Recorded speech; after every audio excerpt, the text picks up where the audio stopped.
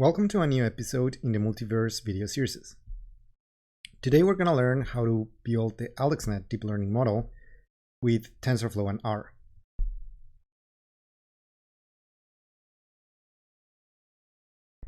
Now, if you don't remember what the AlexNet model is, don't worry, we've covered it a little bit in previous videos, but this chart should kind of like give you a good look of why AlexNet is important.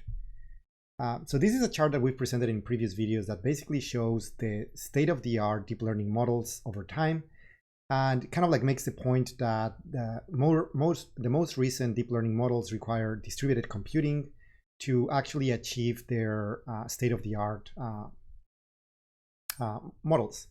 So what you can see here is that AlexNet was one of the first and arguably the first model that really show that deep learning models can be used in computer vision and kind of like helped increase and bring additional research interest to the field of deep learning.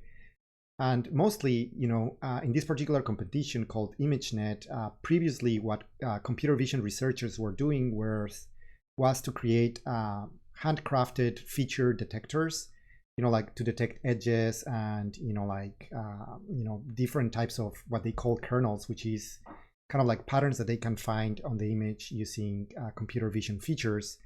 And basically AlexNet was the first model that showed that you can achieve much better performance using deep learning techniques in the field of computer vision.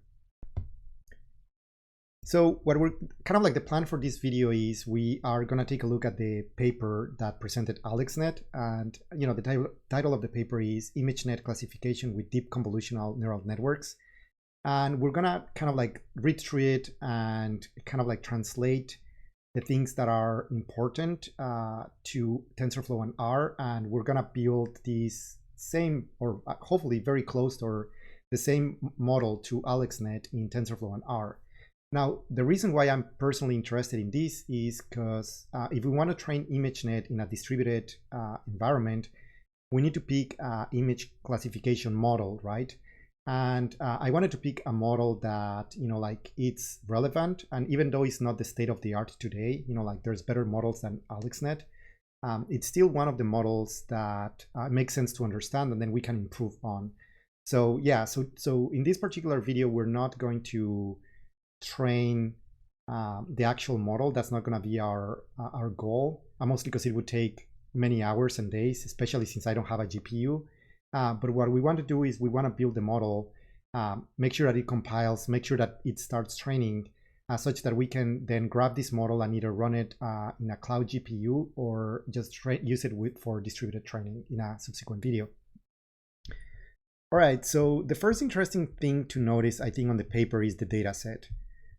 So the data set that AlexNet uses is ImageNet, and ImageNet is, as you can see here, it's a 15 million labeled high-resolution images, and it's pretty great, but also uses about 150 gigabytes of space just to download the images, which is a lot. Like I don't even have 150 gigabytes in this particular machine.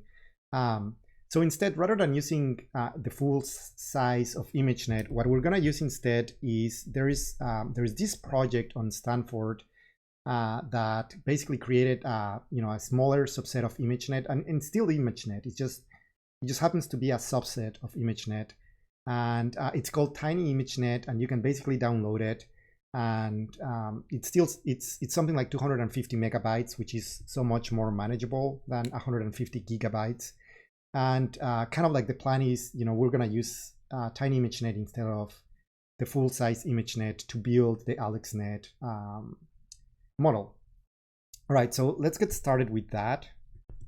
So what you want to do is you want to just copy the link to this download ImageNet file. And then we are going to use we're going to use R to load the dataset. We're going to use pins. We're going to call this Tiny ImageNet. All right, so let's load this data set. And then apart from loading it, what we need to do is we need to convert the output of this particular model, which is, of this particular data set, which is basically a list to all the files, which, you know, it's a lot. So if we look at the length of this, it has 120,000 images, which is still a lot. So instead of doing that, what Keras usually needs is we just need to get the path to the test set. So the path to the test set is something like, let's just replace absolutely everything that has test on this particular, and we want to train, and we'll use this. Yeah, so this is the path that we actually need, which is the path to our training set. So we're gonna do that, and then we're gonna call these, let's just do Tiny ImageNet train. All right, so now we have our actual you know, like location to our train data set. And it already comes in a very nice, well-organized by category kind of like folder structure, which is also what Keras needs. So this should make it very easy just to pass it to Keras and start training. Now there's a CSV file that describes what each of these categories are in Tiny ImageNet. So if we were to take a look at this, let's just take a look at this. Should be able to open it here. Let's see. Maybe not. Well, it's fine. We can do.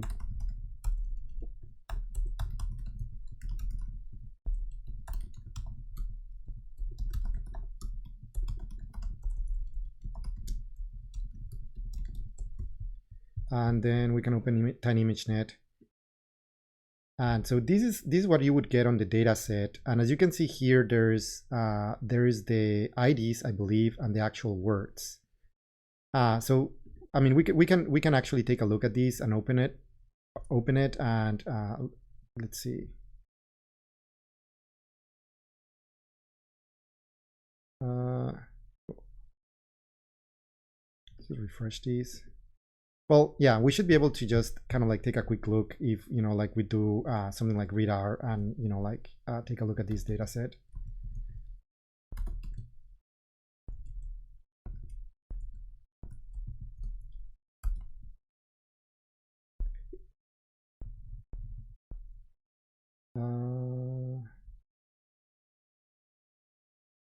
Yeah, I think it might be a CSV, so we can just try that. And then it's called words. Let's just see if we can get a preview of that. Oh, it actually seems like it's separated by a tab.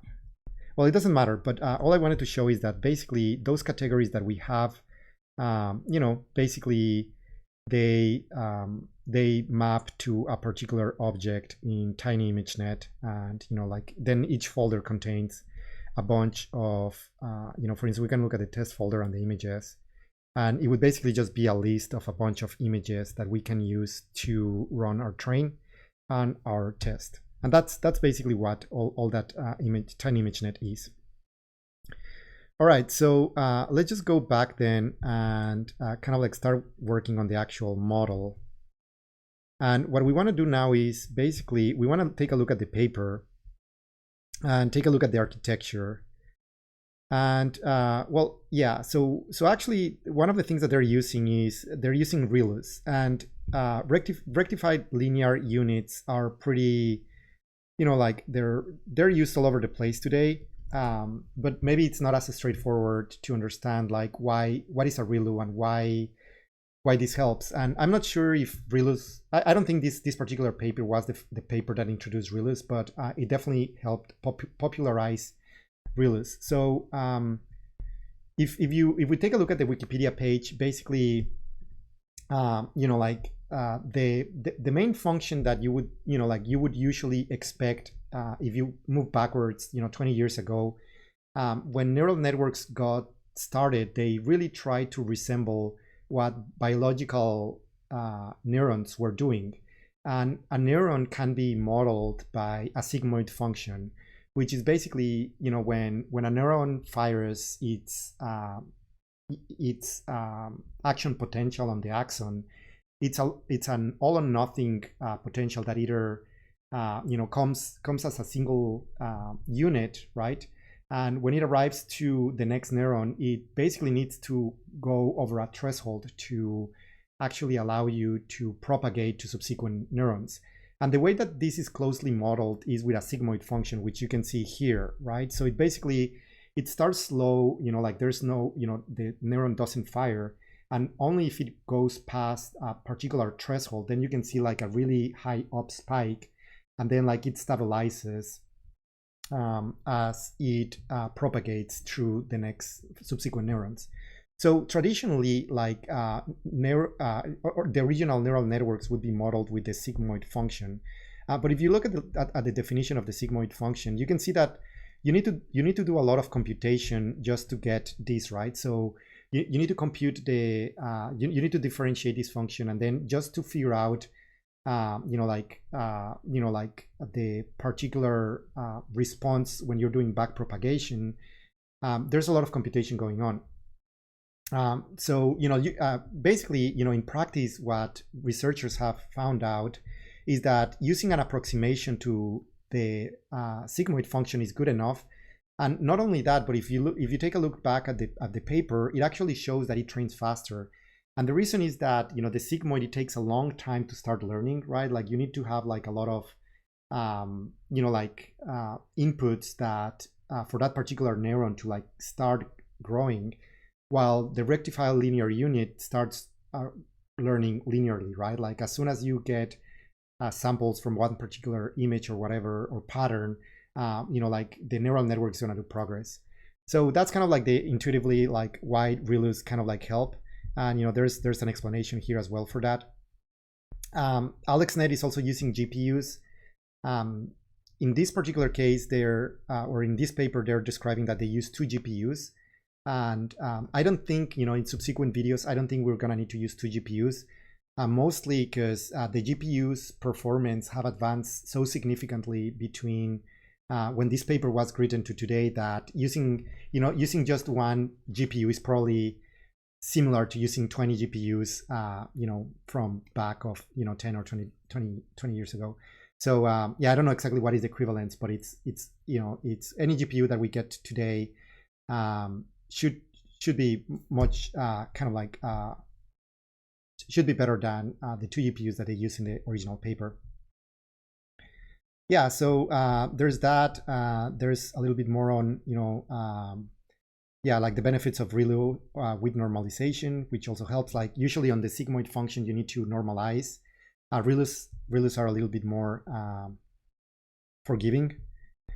Yeah, they're mentioned that they're using pooling, and then they're getting to the architecture, which is really, the architecture is really the interesting thing that we want to focus on, because we want to translate the code. Well, we want to translate the paper to an actual Keras model that describes and matches what the AlexNet model is doing. All right, so here's a diagram of the architecture. I honestly don't know if this diagram helps that much understand it, but like you can see that there's a few layers. So it seems like we have convolution, and then I believe we have 3 dense layers with the inputs. I think it's easier actually to look at the paper and just to kind of like read sentence by sentence what each layer requires. So that's what we're gonna do. But one of the things that we could do is just we could blindly take a look at the paragraphs and then copy them to Keras and try to map them. That's one way, but I think it would make sense, especially since we haven't really done a video about convolutions. Like it would make sense to at least understand what a convolution is and kind of like what are the terms that we need to learn in order to create the model in Keras. All right, so one of the best resources I found that explain what convolutions are is basically the computer science course on computer vision from Andrej Karpathy from Stanford. And I'm almost sure that they have like all the contents online, and you can just go through them and read them. And there's one particular one which is just convolutional neural networks that explains really nicely what convolutional neural network is. So I'll post all these links in the YouTube video, so you can click them and just go through them. But like at a very high level, we can take a look at one of the descriptions and of what a convolutional neural network is. And I think the one that describes it pretty well is in particular kind of like this image, which this image actually comes from the original paper. So they probably borrow it from that paper. But basically what a convolution is, it allows you to create, well, the way that I would explain it is allows you to create those handcrafted feature detectors that computer vision people had to create, like before using convolutional neural networks. And it allows us to use deep learning to create those feature maps automatically. And a lot of these feature maps were designed to detect edges, right? So computer researchers would handcraft something that looks like this. So this would be considered what is in computer vision terms like an image kernel. And mostly it would be a pattern that you can apply to the image that helps you extract an interesting feature from the image. So in this case, I don't know what this one is doing, but you could find a combination of numbers that it's prone to detect edges, right? So if you have negative ones on one side and negative ones in the other side, and positives on the diagonal, and you apply that to an entire image, that's going to be sensitive to detecting, likely diagonal patterns. So that was kind of like the old style computer vision solution to detecting edges. And what convolution layers help you do is create these filters automatically. And the way they achieve that is by applying the same transformation across the entire image on the by applying the entire transformation to the entire image. So basically that forces the neural network to apply transformation that is useful across the entire image. And they have like a really nice, great animation here where they basically, are applying this convolution. And after applying the convolution, I believe they're just using pooling, which is, there's different types of pooling, and that's a different type of layer, just to either get the max value or like the sum. And this actually makes it, it's very similar to what, computer vision folks were doing earlier in the day. Anyway, so read through these, but basically, this kind of gives a pretty great explanation of what convolutions are. And it also introduces some of the concepts that we're interested in porting from the paper. So there's a few of them. So, so the first one is depth, which is defined as the output volume is a hyperparameter, and it corresponds to the number of filters we would use. And I've seen the depth term being defined in different ways between different libraries. I believe Keras uses. So if we do convolution, what is the here? So I think Keras would use, let's see, layer 2D convolution. Oh, sorry, 2D convolution. Yeah, I believe Keras uses the filters. Keras uses the filters terminology, and it's an integer the dimensionality of the output space, the number of output filters in the convolution. So again, there's different libraries kind of use different terminology, but basically this one tells us how many filters are we going to use. So if we go back to this image, not this image, this one, basically here the number of the depth or the number of filters would be one, whatever it is these 10 times 6 or whatever, 60 filters, and it would be the number of patterns that we want to find in our neural network to classify or to apply to the previous image, right? Anyway, so yeah, that would be the depth. And then there is what is called the stride. And the stride is also a pretty important concept. It basically, what that one does is how far do you move between when you apply your filter throughout the entire image, how much do you move between pixels? So in this case, if you can see, as you can see from the animation, is moving by 2 pixels. So it's on 0 and then it moved to 1. So it's actually jumping 2 pixels between each application of the filter. So you can set the stride to 1. You can set it to 2. You can make it bigger, smaller. Anyway, so that's the stride. And then the other one is the padding. And basically just padding is where do you start applying the filter in the convolution? Do you start inside the image, which is great, but it's not gonna detect kind of like the features on the borders and on the top of the image. So to solve that problem, you can basically add zeros around the image just to kind of like be able to apply the patterns to the entire image and not just to a subset inside the image, right? All right, so what we'll have to do now is kind of like take a quick look at what each convolution is, and kind of like translate that to Keras. So as you can see, the first one, it takes 224, 224, and then 3. This is the size of the image. So it's assuming that the images are 224 in width and height, and then the 3 colors, red, green, blue. So let's go and do that. And we're gonna use our convolution. Also, we need to add Keras. And we need to create a sequential model, right? So we're gonna do Keras model sequential. All right, so we're gonna import Keras. Oh, sorry. We're gonna import Keras, and we're gonna import we're gonna create a sequential model. Right, so we have that sequential model, and then we want to use our convolutions.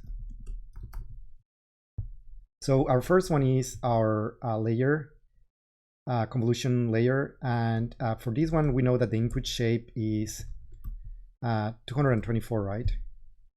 Yes, 224, 224, and 3. And it also mentions that it's using 26 kernels. So again, dead filters, kernels, it's all the same thing, I believe. In Keras, as I was mentioning, we use filters, so 96 filters, and a stride of 4. Stride, so here we need to say, the movement in, x-axis and y-axis. And then we also need to specify the kernel size. So again, the kernel size is, like the subset of the image that we're gonna use to apply those patterns. And here in this case, the kernel size is 11, 11, and 3. All right, so I think actually that's about it. Oh, the padding. I don't think they're using padding. Might be wrong, but we're gonna set the padding to valid, right? And yeah, basically same is slightly inconsistent across the backend, strides equals 1. Yeah, we're gonna set valid, which I believe in Keras terminology means that we're not gonna be we're not gonna be applying padding. Anyways, if not, we can change it later. So all right, so we have that. That would be our first layer. That's pretty much it. Let's see.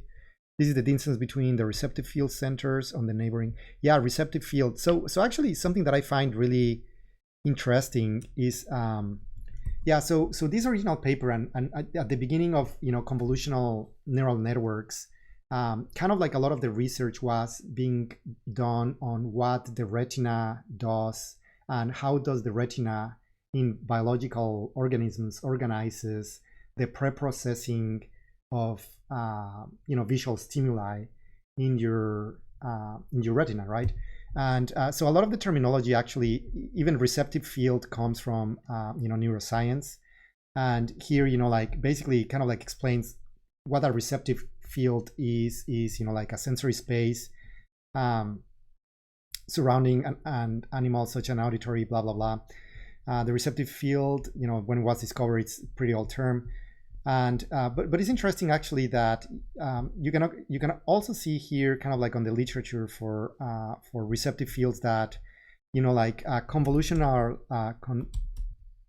neural networks is one of those approximations that like some might argue whether it's accurate or not, but it was certainly convolutional neural networks were also inspired like both in neuroscience as in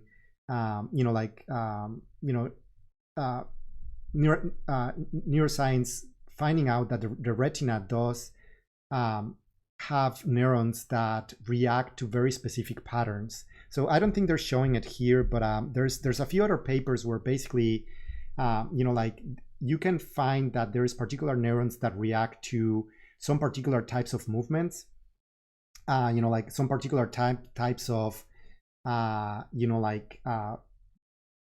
just orientations of lines when you are stimulating kind of like visual neurons on the retina. And like while this is only true for the very early neurons on processing visual stimuli, a lot of the terminology that gets mixed on the original papers that introduce convolutions come from neuroscience, which is quite interesting. So anyways, so this particular term, like kind of like the receptive field centers of neighboring neurons on the kernel map, again, it was borrowed from neuroscience. And all right, so let's just move to the next layer, which is the second convolutional layer takes the input. Oh, okay. Actually, before we move to the next layer, as you can see here, there's a few things that we need to consider, and one is that there was max pooling, and we also mentioned that there's a ReLU, right? So we also need to add max pooling, as you can see from the diagram, and we need to add the rectified linear units. So let's just do that, and so let's just actually we don't need to do Keras, right? We can just do it like that. Right, so we'll add the we'll add the ReLU, and we'll also add the max pooling. Can type max pooling.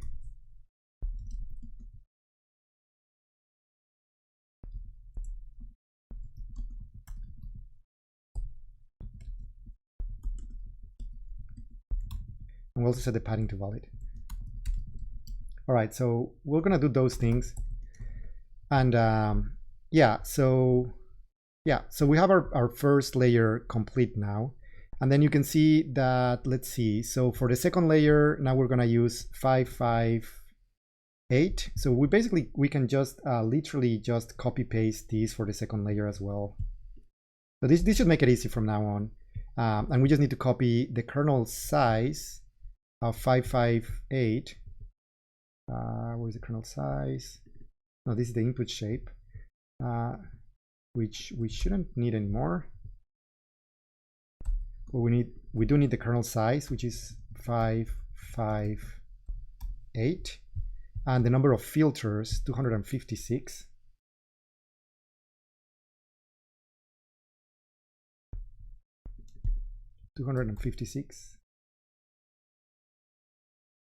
Let's see what else. Do they talk about the strides? 256. The third and fourth convolutional layers are connected to one another, intervening pooling and normalization layers.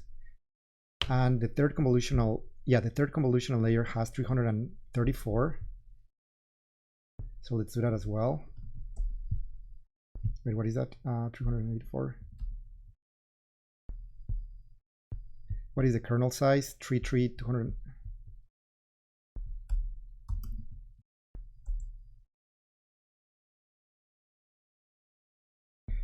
Okay, 33 and 256. Yeah, they don't mention about the strides. Do they mention about the strides? I think if they're not mentioning, basically the strides are probably 1. Yeah, so the strides should be just probably 1 if they're not specifying it. Actually, these are the strides. Right, so we have the strides, we have the kernel size, we have the filters. Yeah, that should be it. Okay, so we have the first, the second, and the third layer. Okay, and then the fourth layer uses 3. Oh no, sorry, we were looking at the 1, 2. Wait, what was the third layer? So the second convolutional layer is 256, which we did. And then the third layer is 384, which we did. Yeah, and then it says the fourth layer also has 384. And it looks, let's see, so we'll do.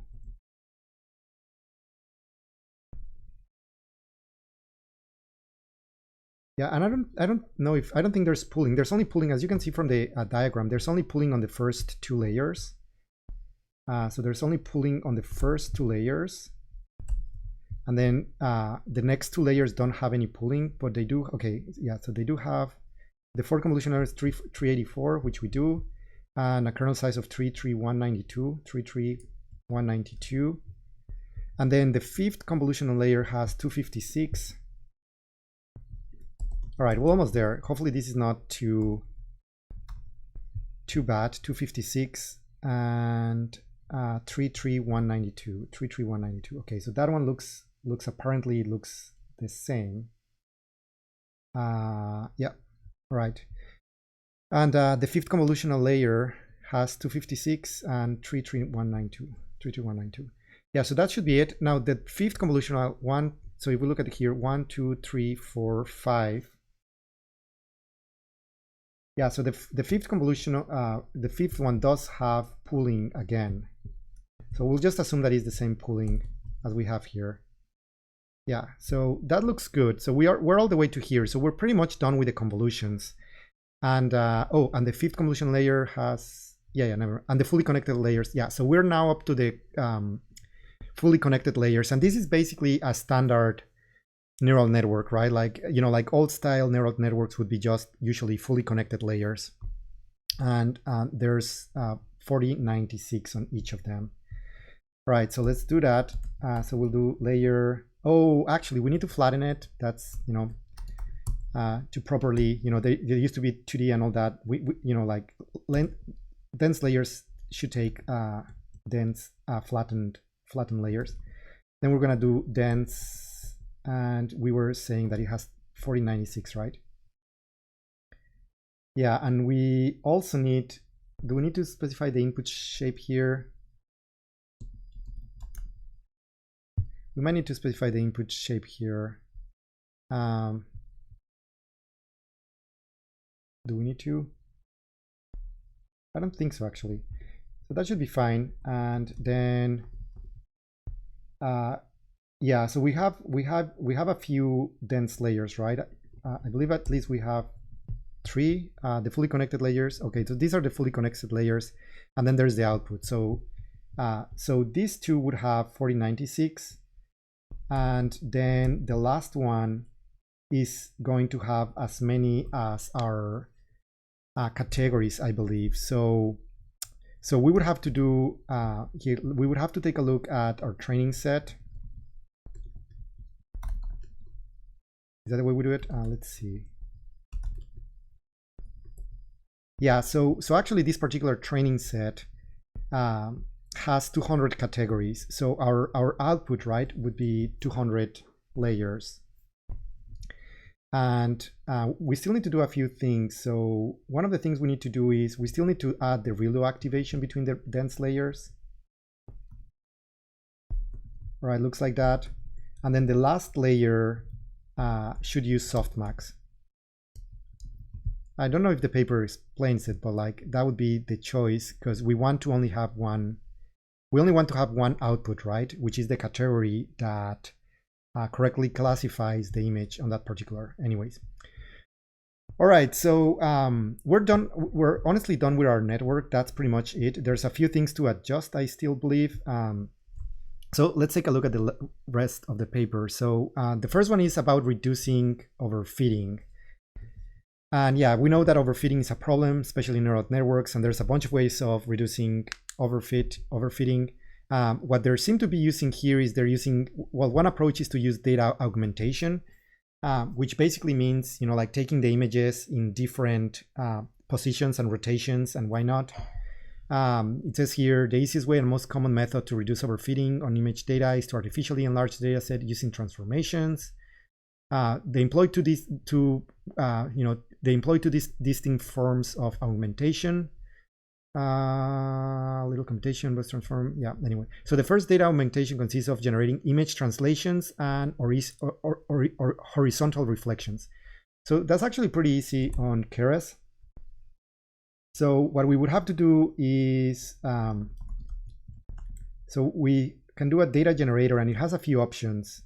So, as you can see here, yeah, it has a bunch of options, and it's probably even more than what the original paper requires. But there's the shift range, which, like we can specify to, to reduce the images, for some size, and we can also do that the same for the height. So this is basically just gonna stretch and compress, well, not a stretch, but like zoom and de-zoom the image, and for some range. And also there's horizontal flip, which they use. Yeah, so I don't, yeah, so that's pretty much it. I think that's all they're doing. We're doing distracting random patches. Yeah, I mean, I don't know if this is exactly 80%, but it should be about 80% of the image size. I mean, we use a 20% reduction. This increases the size of, yeah, by a factor of blah blah. Without these schemes, our network suffers from spatial overfitting. Yeah, so one is just basically reflection and, like zooming in and why not. The second data augmentation consists of alternating the intensity of the RGB channels in the training image. Specifically, we perform principal component analysis on the set of RGB pixels values through the ImageNet and all that. So yeah, so they're also using PCA. Now I don't think Keras supports PCA directly. Yeah, but one equivalent kind of like approach is to use ZZA widening, and maybe someone can comment if it's in the YouTube videos if it's exactly the same. But what I remember is ZZA widening does something similar to PCA when normalizing the color of the image. Anyway, so we'll leave it at that. Yeah, so this is gonna be our data augmentation kind of like step. And yeah, that's pretty much it, I think, on data augmentation. Oh, dropout. So dropout is super important. So the thing about dropout is actually, I would consider it one of the most important findings on deep neural networks, which was not present, like with traditional neural network tools. And basically what dropout does is it does what it says. It actually drops connections between layers. And this is important because basically, basically when you're dropping layers between the actual neurons, right, it forces you to not overfit to a particular neuron, right? So like there might be a neuron that is, saying something like, oh, like if I find like an edge or whatever, just do that and optimize for that. And whenever you find that on the image, just do it. And that's how the image is being classified. So it creates, if you don't have dropout, it creates an over-reliance on very specific neurons that are not properly generalizing, like to more robust features. So usually what you do is like, you can just literally say, while you're training over one particular, like iteration, you literally just drop a bunch of connections from the neural network. So if you have 4, like you can have these 2, and basically you train only using, that subset. And then on the next iteration, you use like a different number of random connections. And what that's going to do is basically force you to generalize the connections of the neural network to not be dependent on very specific neurons. Yeah, so we do need to add dropout, and I think it's easier if we take a look at yeah, so we can look here and figure out which are the ones that introduce dropout. It's usually just the dense layers, very successful test errors. There is, however, a very efficient version of the model combination. The recently introduced technique called dropout. Yeah, recently, I mean, yeah. Consistent and setting zero, blah, blah, blah. Yeah, therefore forced. Oh, yeah, we use dropout in the first two fully connected layers in figure 2. So it's the fully connected layers only, which makes sense. And yeah, that's about it. All right, so we do need to add dropout in the first two fully connected layers, which would be here.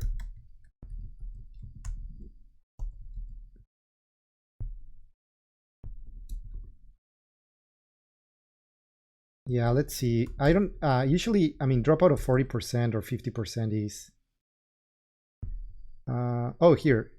Reason to use the technique consists of setting to 0 the output of here node with probability 0.5. Right, so they're using dropout with with a rate of 0.5 apparently. So we're gonna do that as well. All right, so okay, so now we do have dropout, and dropout was important. Yeah, okay, this looks great. And now we need to move to learning. Yeah, so for learning we can compile our model. Okay, so we're gonna say compile. And then we need a few things. So we need to know what optimizer they're using. Let's see, we train our model using a stochastic gradient descent with a batch size of 128, momentum of 0.9, and weight decay of 0.005. So yeah, they're using, so the first thing is, why is it not completing? Well, I think we need to do optimizer. Right, so we'll use optimizer, stochastic gradient descent is what they use, and here we need the learning rate. Learning rate is not there, so we'll just use the default one.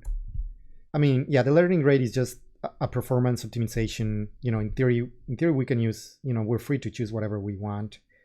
But we do need momentum of 0.9 and weight decay. Let's see, decay of 0.005, like that, right? All right, so we have the decay, we have the momentum, and we need the batch size. Yeah, so we'll worry about the batch size later, where we actually do the fit generator. And here, yeah, I don't think the batch size it's available here, but there's steps per epoch. This should be an integer. And yeah, if we look at the definition of steps per epoch, yeah, it's the total number of steps or batches to yield from. Yeah, so this is on steps, so we would have to divide basically the length. It's basically the length of the dir of all our images, and it needs to be recursive. Yeah, so let's just count our images. So whatever that is, and then we can okay, 10 whatever. So whatever that is, and then we can divide by well, actually, let me just, yeah, so basically we can just do that, and then just divide it by the batch size, and the batch size is 128. All right, so okay, we have the optimizer. Oh, we have the optimizer. And yeah, so we need a couple of, well, I mean, the metrics is going to be what we want to optimize for would be accuracy, and then we also need the loss.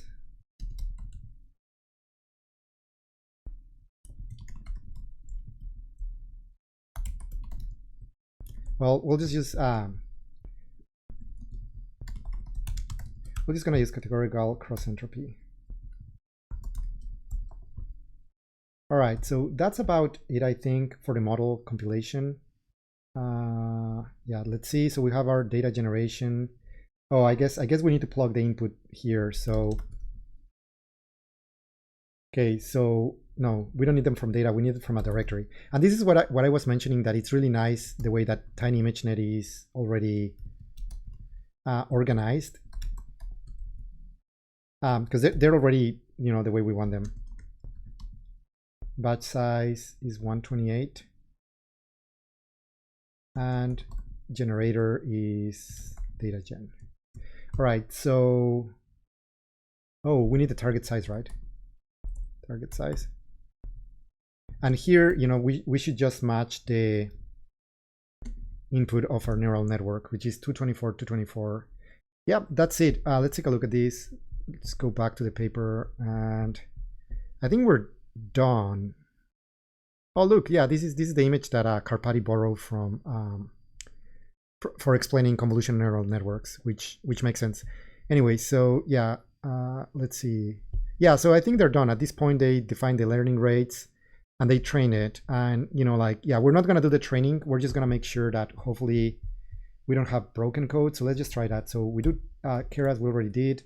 We define the model as sequential. Hopefully we have everything piped correctly here. All right, let's try this. Kernel size must be an integer received 2 integers. Okay, so Keras here would do, I think it does a bit of magic for us, and we don't need to worry as much.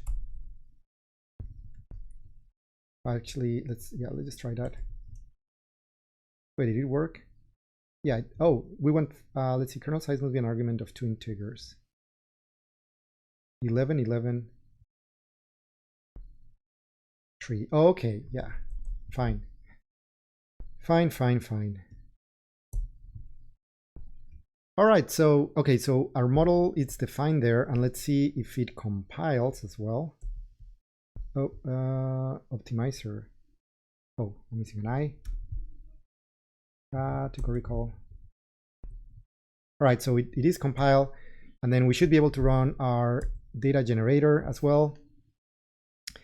And yeah, that's it. I mean, so here we're flowing the images from the directory, and steps per epoch, and that's it. So I'm actually kind of like,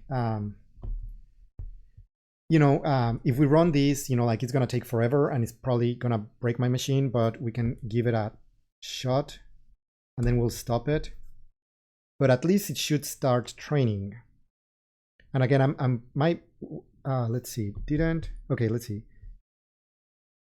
Got on a right of shape, 224. Oh, did I mistype something? Okay, so this was wrong, 224. Right, so let's declare the model again. Let's define it. Let's compile it to the data gen, and let's just do the fit. And again, I'm planning to stop it as soon as it starts training, because I don't want to spend here like 2 days waiting for this to finish.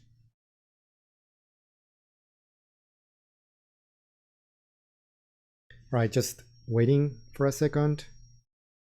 And this is also particularly bad because I'm recording this video. Yeah, it seems to be working, and I'm actually going to stop it. Yeah. So yeah, so this is great. So we basically got the model defined and we got it to train. We stopped the training process because it's literally going to take a really, really long time, and I want to avoid that. But now we have an AlexNet kind of like model that we know, you know, it might not be perfect, but what I'm going to do is I'm going to make all this public on a repo, and I'm going to post the link on the YouTube video. And if someone feels compelled to like send a pull request or improve it, maybe I missed something. But yeah, basically the idea is just to have AlexNet working on, you know, like on TensorFlow and R, which I do think that we accomplished that. So those are the good news. And on a subsequent video, what I want to do is I want to take this model and just run it first of all in a GPU and see how long that takes to train. I don't know, like we might get lucky and maybe we can train Tiny ImageNet in not that long, and especially since we're using a subset of ImageNet. And then what we need to do is, once we train that with a GPU, what we want to do is move from using Tiny ImageNet to using the full ImageNet dataset, which again, the difference goes between 250 megabytes from Tiny ImageNet to about 150 gigabytes for ImageNet. So my guess is that, that's going to take us another video just to kind of like unpack the images, like figure out how to set them on the right resolution and whatever, and see if we can train it. And like whatever it takes us to train, we'll have a good sense to know whether it takes us like a few hours or days to train, and then we can consider using distributed computing from previous videos that we've presented to actually train ImageNet at scale. So yeah, we might still be like a couple videos away from getting there, but hopefully this has been quite interesting to kind of like see a step-by-step process on what we want to do. All right, well, thanks again, and we will keep you posted, and see you soon.